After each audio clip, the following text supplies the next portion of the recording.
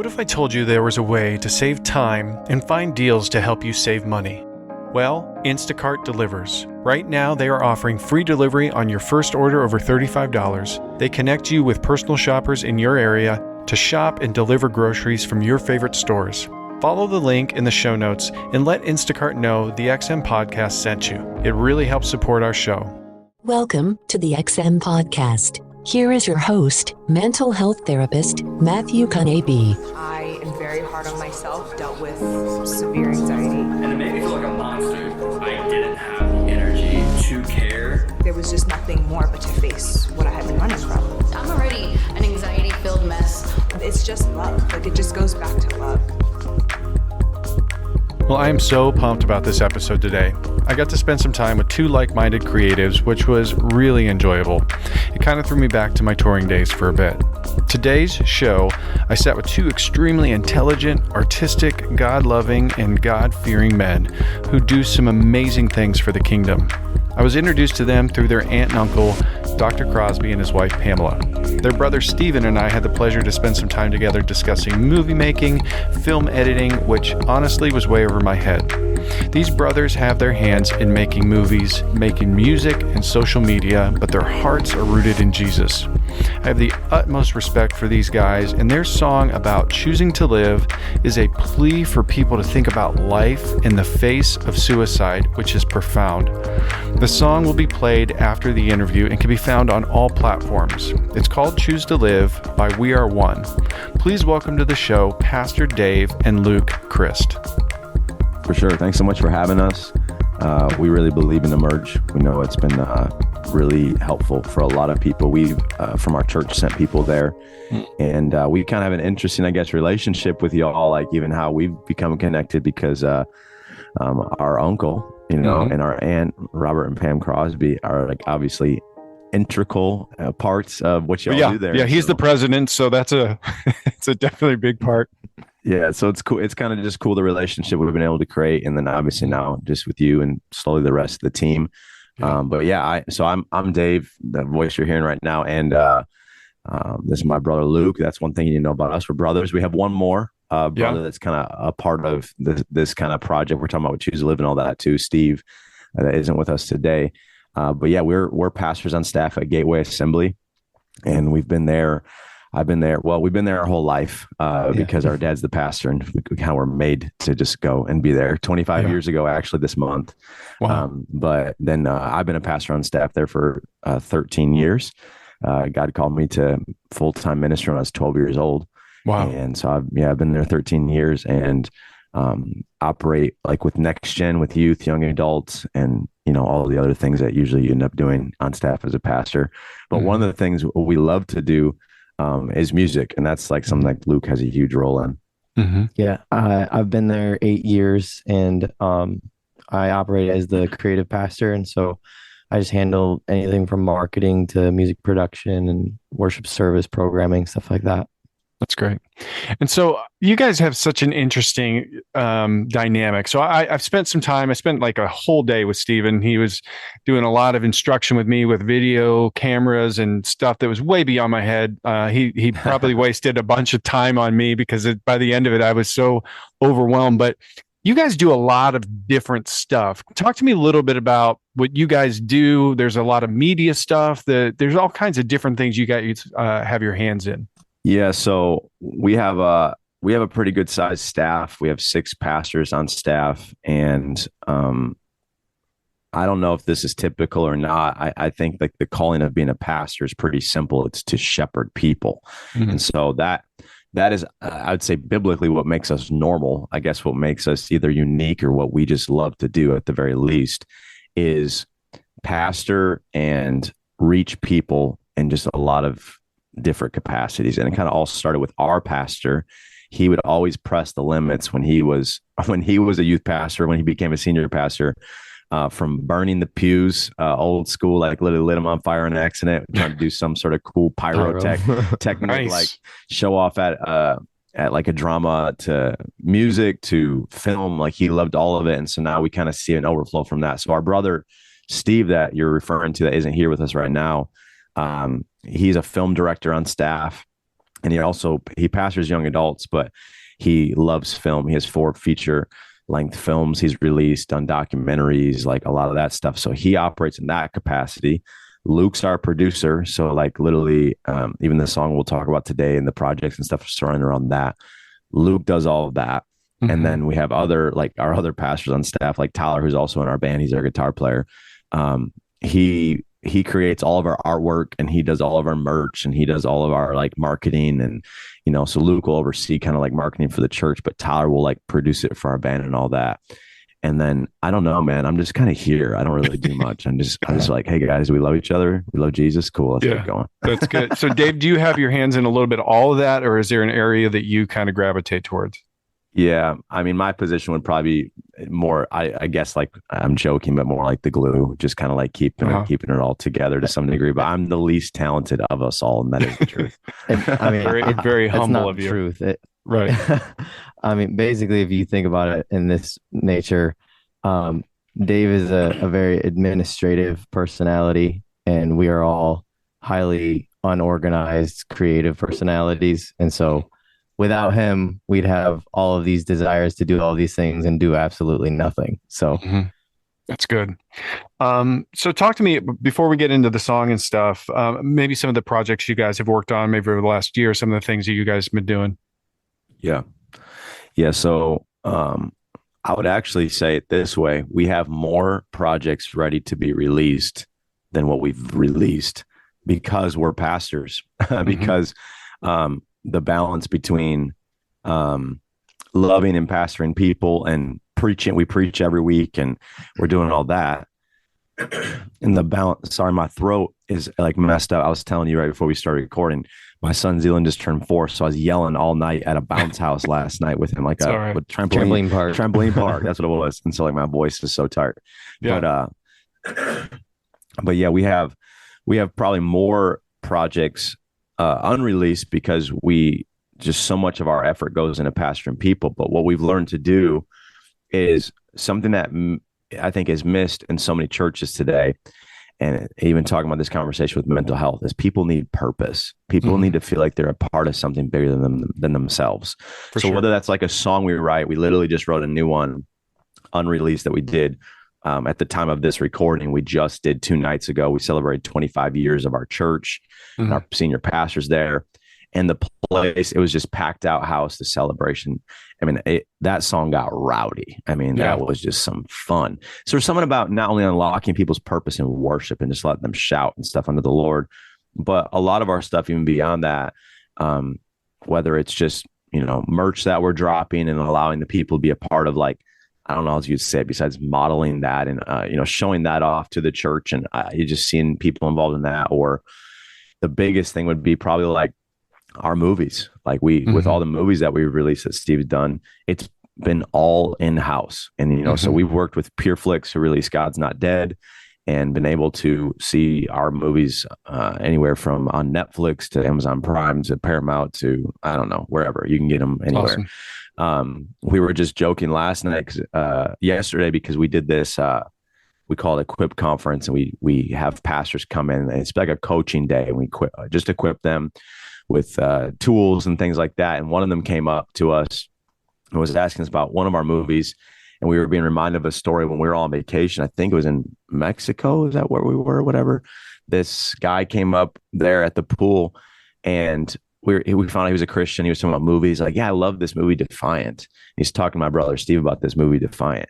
We're like, you mean Defiance with what's Daniel Craig? Is that his name? Yeah. He's like, you mean Defiance with Daniel Craig? He's like, no. It's this Christian movie Defiant. And Steve's like, I created that movie. So it was crazy, being in another country and hearing that, because we're from a town of only 3,200 people. Yeah. And so I just even think that there's, I don't know, maybe pastors or anyone listening to this right now that it was said of Jesus that nothing good comes out of Nazareth, so we decide not to say that about Emily City or say that about ourselves. Like, it doesn't matter where you are. It doesn't matter, even this podcast, like recording this, there's so many avenues, look at through Zoom or whatever it is, to just get the gospel out in so many different ways, through music, through, I don't know, I'm trying to think about all the things that we do. We do a lot of crazy stuff, but it's probably not relevant to this podcast. But we do some really crazy stuff. No, it's good. I feel you, Dave. I think I shared with you guys. I toured for 15 years. Started touring when I was 15, and played in some pretty big bands. Played like Sonic Flood back in the late 90s, early 2000s, and then went into the secular industry. But as I toured, I'm from Akron, Ohio. And so anytime I'd go somewhere and somebody asked, where are you from? I'd say Akron, Ohio. And immediately they'd be like, oh, I'm sorry. Like, it's like, no, I'm proud of being from Akron, Ohio. Luke, talk to me a little bit let's talk about the band a little bit. Some of the stuff you guys do. I know that's kind of your producing world and stuff like that. Talk to me about where that started maybe a little bit and then where it's been going. Well, I mean, it started, was it 2010? Mm-hmm.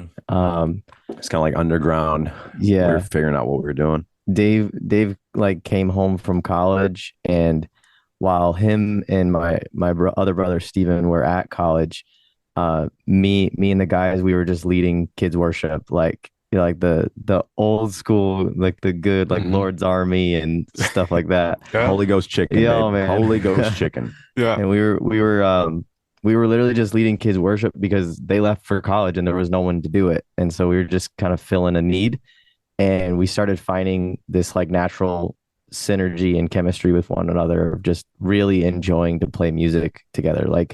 We were all high school students. Like, for example, our drummer, he had never played drums in his life, but he was a huge video gamer. I went over to his house one day, and he pulled up a Rock Band, and he sat down at the Rock Band drums, and he played the hardest song on the game on expert and got 100% while keeping eye contact with me. I was like, he didn't look at the TV once. I was like, oh my gosh, we need to get this kid in front of a drum set. Right. And he ended up going on, and we all went to North Central University, and he majored in drum performance at North Central. And so wow. It's kind of all just been from the origin of it all, is we were just kind of all random people coming together just to fill a need. And then Dave came home, and he had written this song while at college called Lighthouse, and we just gave it a go. Like just tried something. We all just kind of came together and did what we could, and it was terrible because we were like 17 or whatever, and we just weren't any good at it. And God honestly just blessed our willingness to just go ahead and try it. And so it's just kind of been step by step ever since then, and just song after song or album after album. And we always say when we're writing music, we're doing this for the house. Like we are doing this for our church. And if other people hear it and are blessed by it, that's fantastic. But like our goal is just never to, get famous with it or anything. We're not like writing for a milestone. We're literally just writing to touch people's hearts. I think too, the music industry is so competitive today. It's like, if you're not releasing an album every year right now, and like, let's say the worship or like Christian industry, like you're not releasing quick enough. It's like, totally. If you're not having new music, nobody wants to hear you. And there's a pressure to that. But for us, we actually named our first album 7 because it took us 7 years to get it out. Yeah. And it was like our 7th birthday at that point of being together as a band, a ministry. And for me, where everything kind of just came alive was I was reading in John chapter 17, verse 11, and Jesus is in the garden. He's praying, I will remain in the world no longer, but they're still in the world. Holy Father, I'm coming to you. Protect them by the power of your name, the name you gave me. And then he says, I pray that they may be one as we are one. And when I read that, it just kind of like, it did something in me. I was, I think I was 22 years old at the time. I'm 35 now. And I was like, this is going to be this is it. We're going to name our ministry this. We're going to name our band this. We have a conference now named this. We've launched We're One College since then. We, I don't even know. We have We're One Worldwide things. We do like just thousands and thousands of dollars to do missions and outreach all over the world. Like, and it kind of all just birthed from that scripture. And then I wrote like a cheesy song, like one people, one heart, like one worship for our God, like did it with the church, like in 2011. And from there, it's kind of like we're here now. And it's interesting too, because Luke's role at the time is he didn't really write a whole lot. He wasn't like he was like helping us produce the music. He was always writing music since in high school. Rather than doing his homework like he should have, he'd go in his room, turn the lights off, and just make music, sit there in the dark making music. But now he's probably one of our greatest songwriters. Like this song, Choose to Live. He wrote this song top to bottom, like the heart of it, everything. I mean, I got a lot of heart into it in terms of like our ministry, but it was birthed with him. And our greatest hits, the truth, if you were to go on Apple Music and Spotify, anywhere where our music is, and that's crazy now, like how he says we write it for the house. That pressure to constantly release music, we don't live under that. Like when we're ready to release it, we release it because it's for our church. And and now it's when we're in 160 some countries, our music has been heard all over the world. That's not like a phenomenon. I mean, that's called streaming. That's called the internet. That's it. Yeah. That's called being available. I remember before, you're talking about the days when you were, touring, to walk into a Christian bookstore and pick up a CD. It was like, it was amazing. Today it's so different. So we choose not to live under that pressure. We do it for the church, the city, the people that God's called us to. And then from there, we know it's blessing and touching a lot of people, such as this song, Choose to Live. But Luke has been just such a driving force, especially in these days, not just the music and the instrumentation, the producing side, but like even the writing, the lyrics, just like the lyrics are all of our top songs, the honest truth that he's written. That's good. And yeah, God's just using him in a special way. And so I even think like this discussion today, about this whole concept of choose to live, it's something really important to us. We obviously write it from a real place. Every one of our songs, I can look back on every single one of them. People struggling in pornography addictions, people struggling with loss and pain and of family or whatever it is. Like we have this one song called "This Is Your Church," and it's just full of prophecies. One of which, literally, my uncle, Dr. Robert Crosby, like he came to our church one time years and years ago. He was preaching. In the midst of it, he said, I see a vision right now of a ring of fire around this church, and it's not going to push people away. People are going to be drawn to it. And literally there's a lyric in one of our songs that says, this church is surrounded by fire. And then there's another prophecy that a man of God, one of the deacons of our church, he's gone home to be with Jesus now. He died of ALS a number of years ago. But he said, I see train loads of people that are going to come to know Jesus, and it's just a train that's coming and dropping people off at our church. And so in that song, it's like, I can hear the train loads coming. It's coming. It's coming. And like, I'll tell you, like when you sing, I almost can't hold back the tears when I sing it, because it's all about what God's doing like in our house. And that's the same thing with even, Choose to Live, Well, I think what you're even describing, like just the principle of it, it's so beautiful and freeing if you take that principle and apply it beyond music or whatever we're talking about creatively, and apply it to your family, apply it to your professional lifestyle, like whatever it is. Like what we're talking about is the ability to get rid of comparison and get rid, like we are forced into a society of comparison and we're told if you're not doing it this way, then you're not doing it correctly. And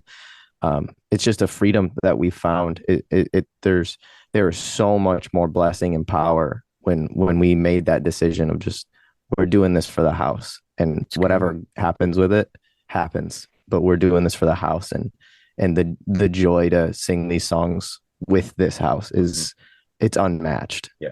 That's awesome. Luke, so the project's called We Are One, and what we're going to be kind of focusing on for our time is this song that was brought to my attention.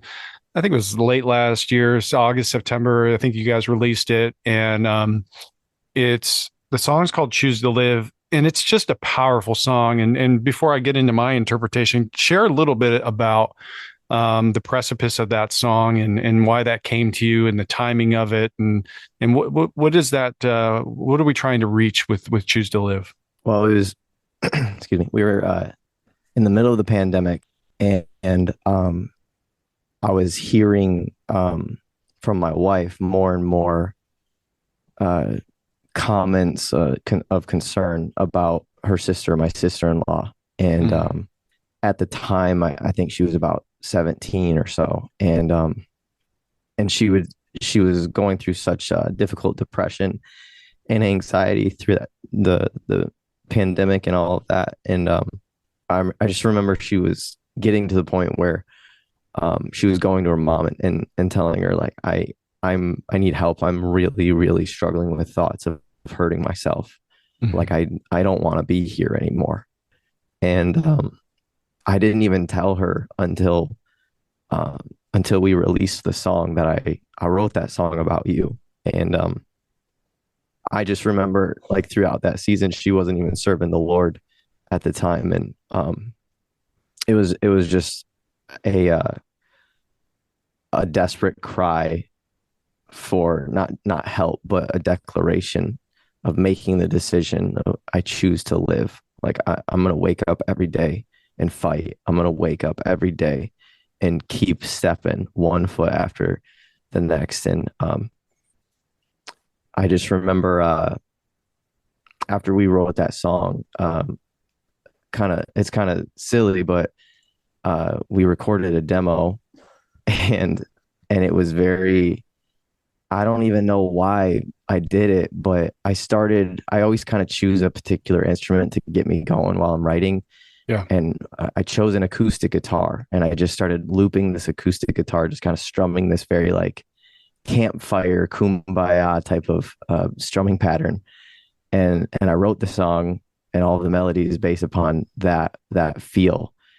And I don't know why, but we finished the demo, and it was like, it was a good song. Yeah. But it's a good song for something else. Yeah. For this. And I Right. told my wife, I was like, this is a song about literally fighting for your life, but it sounds like you're just enjoying the sunset breeze on the beach. Like, this does not reflect what this song is supposed to do. And so I just remember I scrapped the whole thing. And this time I grabbed a bunch of taiko drums. If you're not familiar with taiko drums, they're like war drums that you would hear in a movie that was composed by, Hans Zimmer. He's very famous for using those. Totally. And so I just started making this drum groove. And I kind of, like, got away from the idea of, like, who cares who's done what in worship music or in that realm or anything. Like, this song needs to punch the devil in the face. And so I started with those war drums, and then started singing over it, and the melodies got darker and more angsty and desperate. And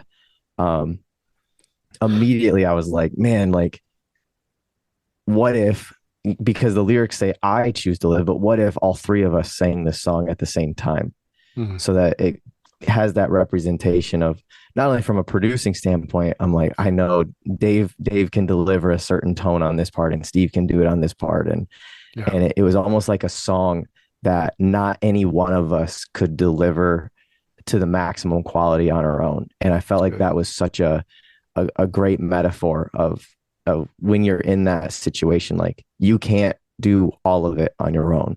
Like, you have to have your brothers and sisters come around you and lift you up and carry you through. And so I just remember, man, we recorded it, and it was just such a cool experience. We've never done that before. It was such a cool experience to basically make this super voice. Yeah, it's super trippy listening to it, because people will think, like, X person's singing, but Y person's singing. Like, you can't tell who it is because of the way he just mashed us all together. And so people will at times think it's Steve singing, but it's actually Luke. And at times, they'll think, like, I thought one part was me singing and it was Steve, or I was, they're like, impressive when you don't even realize it's you. I couldn't tell who it was anymore. And he was cool. Texting me during Mixer Vision. He's like, yeah, I could you take a different take on this one lyric? I think I sang that a little weird. I was like, that was Steve. you didn't even sing that. That's good. I got another take of you doing that. I think with the song too, like, it's really interesting, just while we're talking, like, stylistically on it, because I heard the first version, and it just kind of had this, like, swing your arm kind of like I choose to fight. It's kind of like it's not almost like a country Irish song pub a song. little bit. Yeah, Yeah, a little bit. And so I think like when we heard, he was like, guys, get ready for something completely different. And he sent the next one, and immediately we're just like, yeah, this is it. And that was like 2 years later. Yeah, we're like, I sent the first because demo we in actually 2020. we had a completely different plan to release a single that I don't know when this will air, but it's a single that's about to release, which is like probably one of the biggest songs that we've written. Every time we do it, it just has the biggest hit, the biggest impact. And so we're going to be releasing that song. Choose to Live wasn't on the docket. And then he started getting something in his spirit where he's like, I think we need to release this song right now. And we strategically released it, this last September 2022. We released it for the purpose of during like suicide awareness and prevention and all that kind of stuff. And it really had a significant impact on our church. And I want to talk about that in a second. But even as I just think about how the song's structured to maybe help some people recognize try to define what they're walking through. Each chorus, if you listen to it, when we're singing I Choose to Live, the amount of time that we hang, how long we're singing, it grows each time. So at first it's I choose to live, then it's I choose to live, and then it's I choose to live, and it's like longer and longer and longer and longer you're hanging there. And I think that there's something small and almost the producing like that most people might not even catch. But the why behind it's huge, because that is the wrestling, the fighting for your life. Like how bad are you going to finally to say like, I'm not leaving this earth. Like God has a plan for me. I choose to live. Like I'm going to scream until my lungs give way. Like I am going to stick around here because I have a purpose. And I think that in a lot of ways is, I think the easiest way to define not only this song, but I think you guys' mission, everything is just like, finally, you gotta recognize that God has a purpose on your life. And like, I even see with like, like your sister-in-law, like she finally caught that. Like she finally like caught God's purpose. It was so cool because it was literally, I sent them that demo in 2022 about the summer. It was like about June. And that August is our youth and young adult summer camp. And it was the theme for that year was fear and conquering anxiety and self-inflicted fear, stuff like that as well. And me and my wife bought her a ticket but didn't tell her, and we sat her down and we said, hey, just let you know, you're going to summer camp. Like we already bought your ticket. Like you don't have a choice, you're going. And she actually gave her heart to the Lord. She was healed of her anxiety at Collision, and she literally wakes up every single morning, like choosing to live, choosing to fight, and choosing to go after the things of God. We're actually, at the time of this recording, we're leaving for a missions trip to the Los Angeles Dream Center in about 2 weeks, and she's on that team. And 2 years ago, she almost took her life, and it's incredible to see the actual fruition of, you are meant to be here until Jesus takes you home. That's it. It's only then. It's beautiful. That's so good. When we released this song in September, it was a really pivotal time in our church. And I'm trying to figure out how to share some of these details, because I got to be careful maybe how I release some of this information, but I think it's important for somebody to hear. I would really tell you two things people could take away just beyond just the story we just shared. When we first did this song, we never know the impact of a song. We never know, like, we like it. Are people going to like it? Does it resonate with people like it does us? You know how that is. Yep. And so we're doing this song for the first time at our summer camp, and it's a banger. I mean, it's kind of like a bang your head up and down. You're going to scream at the top of your lungs, So we're doing the song, and I look out, and everyone's kind of like going wild. And I look in the front though, and there's this young girl. She's just like bawling. And so like, I can't remember exactly if the song finished or what it was, but I walk over to her. I think it was, I think in the middle of the set or whatever, like we didn't even keep singing. I walk over, and I'm like, I just kind of like, guys, kind of loop that, just keep it. I'm just ministering to her, and I'm making everybody else wait. And I'm kind of like, what's going on? Does she hate this song, or is she something else going on? And so, I'm like, you good? She's just like, you don't understand. like singing this right now. She goes, I have been struggling so much with just not wanting to live anymore, not wanting to be here, Oh wanting to take man. my life. Like, and I don't know if I want to make sure I get all the details right, but she, if there's anything you want to add, but like, she's just like, I've struggled with these suicidal thoughts and even tendencies, so Mm-hmm. much. Needing to see, has sought help in the past, all these things. And she goes, this has just been like a lifeline to some degree. Yeah, It's like, she gave that testimony on the stage and said, "This song is for me." yeah, I understand, like, people will say stuff like, this song has saved my life. And we know it's Jesus. We Yeah, know it's the power That's of the it. Holy Spirit. It's not the song. We know it's what God is doing in the song, but they'll be so bold to say that. And so she right there wanted to get up in front of yeah, everyone. She literally like she went from that crying moment, stood up and testified in front of everyone. I mean, Wow. I can't really even describe the room, what was happening. And then she got up in front of our whole church and gave that testimony, and it just wrecked people. Like, just you're watching all of these people just weeping, because Mm. the reality of some people even listening right now, you're in that space, or there's loved ones maybe that will listen to this that know someone else that's in that space. It's just like, it's a very real thing that our world is facing. And the problem is, it's not people that don't know Jesus. Mm-hmm. It's everyone. It's That's like, it. Yeah. there are pastors that are taking their lives and being done with this world. There are like high profile people. Look like how many actors you can look at. Like, Totally. there's so many people. And I think there comes this point finally where you have to discover your purpose, and hope is found in that. It's found in recognizing, I'm here on purpose. God has something for me. And I even look at like the story Luke just shared, like with his sister-in-law. It's like, she finally discovered, like, my purpose is to follow Jesus. My purpose is to be loved by Jesus. And in that, I'm going to go help others follow Jesus and love Jesus. I'm going to go on a mission trip. I'm going to help others figure this out. it's literally like we can hear someone say, "This song is for me, and it's for you too." Jesus is Yes. for me. He Like, saved my life, and he can do the same for you. the amount of people that have told us, like, this song is for me. Yeah. And like, if we obviously only wrote it for one person, then you couldn't have that many people tell us this song is for me. So the reality is, the Holy Spirit begins to minister to people uniquely. So that was in August of 2022. September, we released the song, and it was a big deal for our church, because we had a staff member that was a part of our team for a long time. Mm-hmm. And they were they are still very respected, very loved.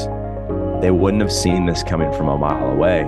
But simultaneously, without getting into my story, we had a huge thing happen the previous year where that staff member stepped down, and we announced to the church that I had cancer at the same time. And so here I'm going through this journey of cancer this whole time.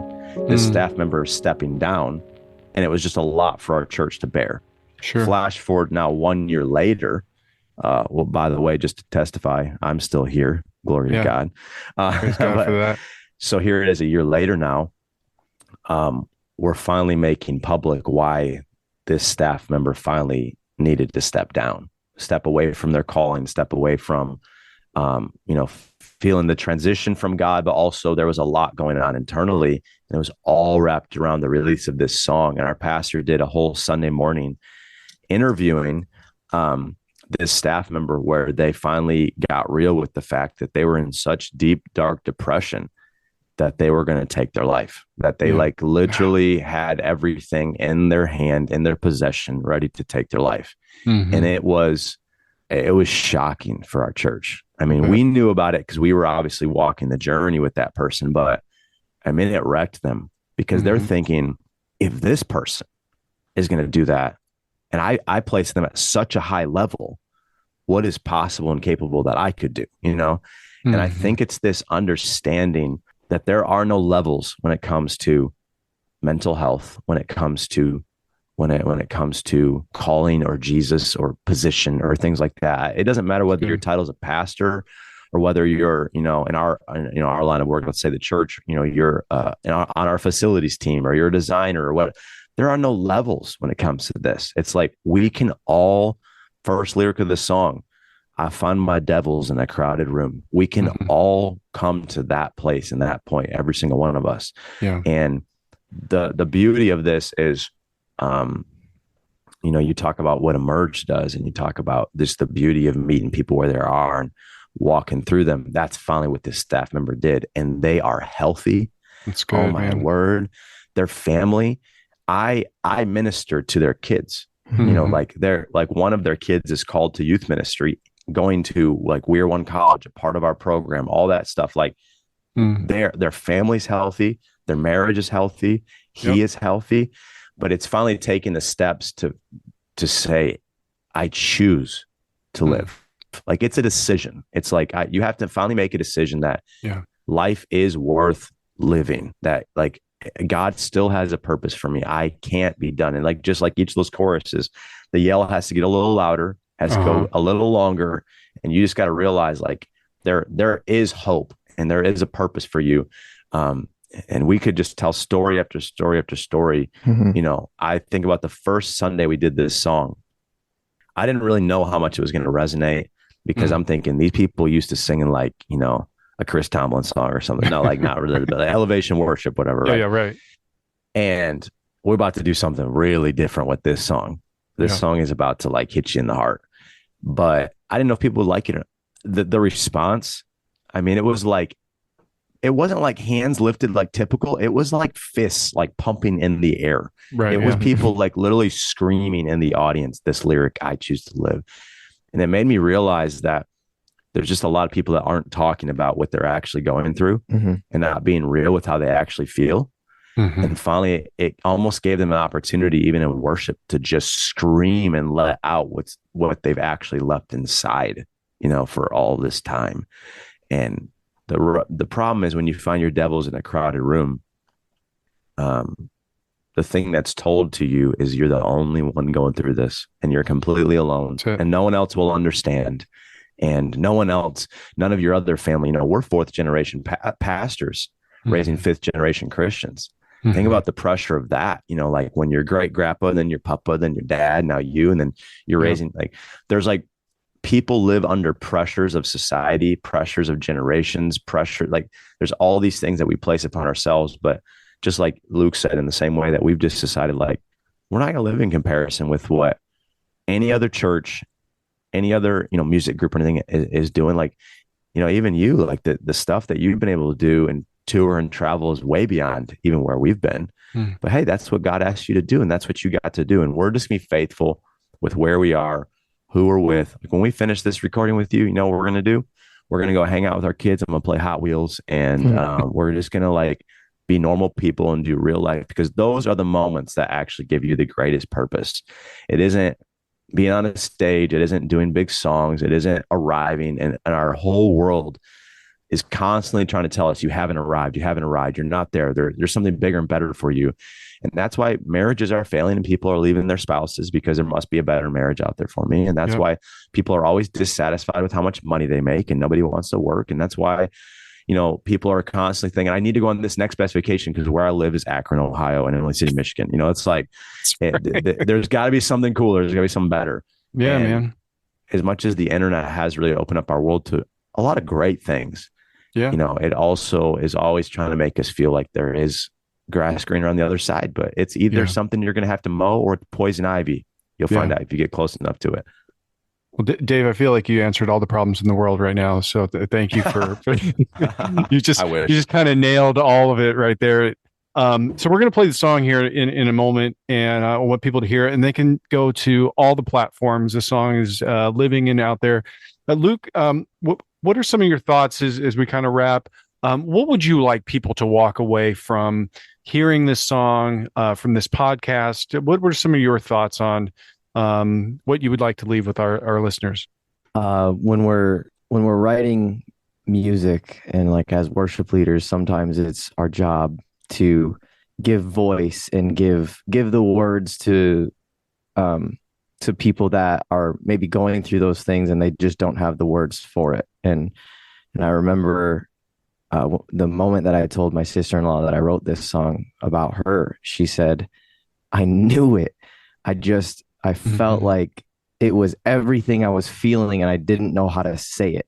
And I remember I was watching a movie, and it was like this war movie, and they gave out this war cry, and it just like I started tearing up when I watched it, Mhm. and I just felt like, wow, like there is something so powerful about the primitive of just this primal scream. Yeah. And it's like, man, maybe that's just what people need to do. They need to just like let out everything that's bottled up inside of them. And that's what Dave's talking about with the way the lyric extends. And so I think when people listen to this song, you're going to feel a turning point at the bridge when you can come to the realization that 6 feet can't hold you down anymore. And so when you burst into that final chorus, like you feel different. And if you could just take away from the song that 6 feet can't hold you down, and you got to make the choice to come up, take new ground, be with your family, be the best you can be at work, be the best person you can be, like just do your best. And that's all that you can be. Yeah. It's not about comparing. Perfection is not what God is looking for. Like, exactly. Our brother always says, it's about progression, not perfection. Yeah. Yeah. And so just just lean into that truth, and hopefully people can find freedom in this song, just how we did. So good. Yeah, I've said for years and years and years, it's about the pursuit of excellence, not perfection. Everything I do, I want to do in His excellence. I'm so encouraged by you guys. I got to spend quite a bit of time with Stephen, and can't wait to be able to do that with you guys as well. One of my things that I think is so important for our church, for our culture, is to embrace arts. And when we look at Genesis and God breathed life, it took His imagination and His word to put all of this into motion.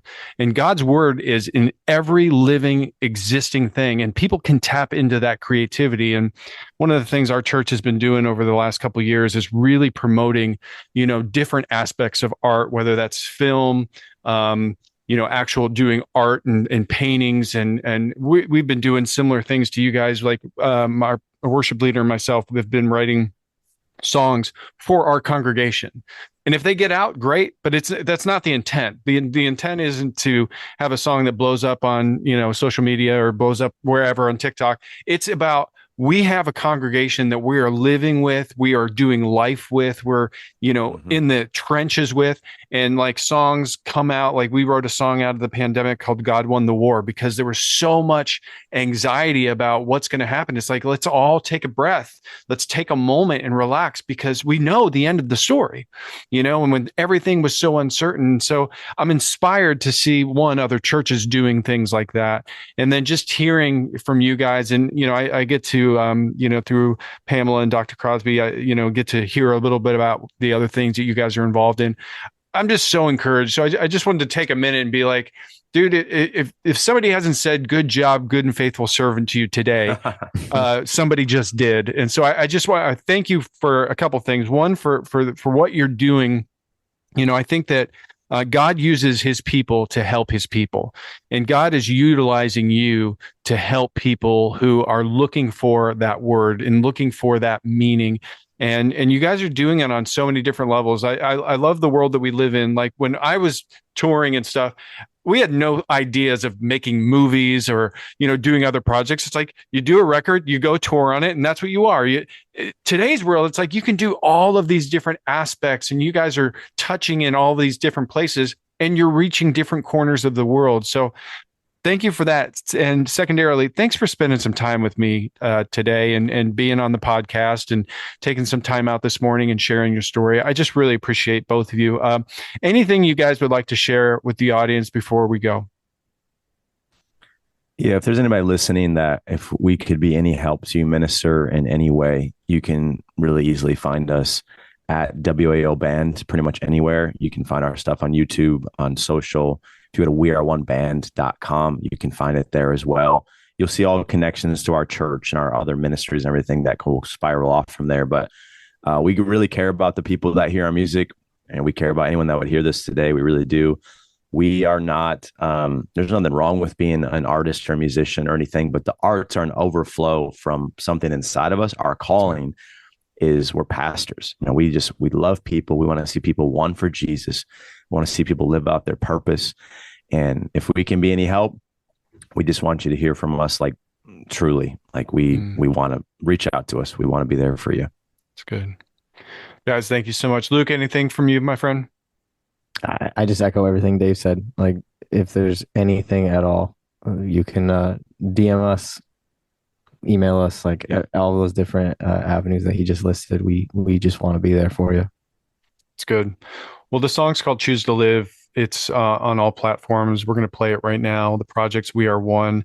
Guys, thank you so much for your time. Appreciate you. God bless you. Thanks, Thank man. you.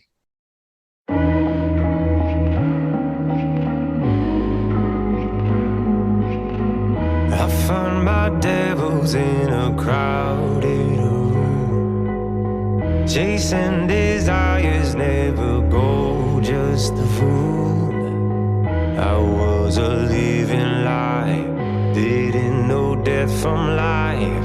I'm buried in the fire since you opened my tomb. I choose to live. I choose to live. I choose to live.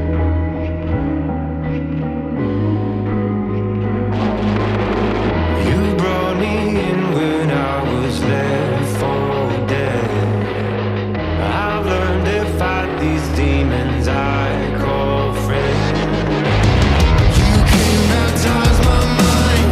I drink life for the first time.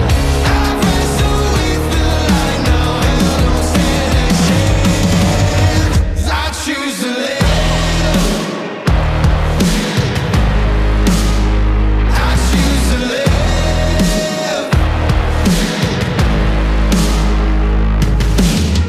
I'm getting up just like you did. I feel my heartbeat beat again, again, again. I choose to live.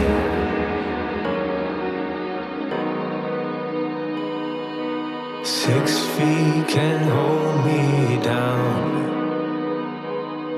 I'm coming up and taking new ground. 6 feet can hold me down. I'm coming up, your future's my sound. 6 feet can hold me down. I'm coming up and taking new ground. 6 feet can hold me down. I'm coming up, coming up, coming up. I choose to live. I choose to live.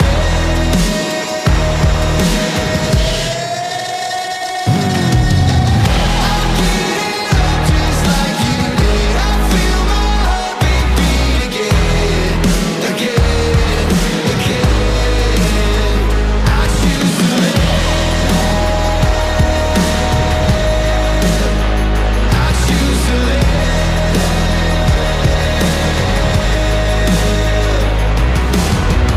Even when I got nothing left, you call me supposed to breathe again, again, again. I choose to live. I Choose to Live. It's a powerful song. It's a powerful sentiment. Thank you, Luke and Dave, for sharing your vision, your song, and your hearts on our podcast. I appreciate your passion and longing to reach people and let them know that they matter. You matter. You are cared for. You matter because you are specifically designed by our Creator who cares for you and has a plan for you. I care for you. You know, not long ago, I received a letter from a woman who said listening to this podcast helped her through suicidal thoughts and helped her decide it was time to get a counselor and share her pain with someone. If you are hurting and have suicidal thoughts or even a plan, I am asking you, I'm begging you, talk to someone. Call 988 if you need someone right now. Thank you for listening. Please support these guys too. The project is We Are One. You can find them everywhere. Well, thank you for listening. Until next time, or when our Savior comes, God bless.